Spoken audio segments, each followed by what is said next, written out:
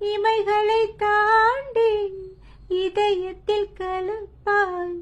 உனக்கென நானும் எனக்கென நீயும் ஒன்றாக வாழ்வோமே நாம் 100 ஆண்டு காலம்.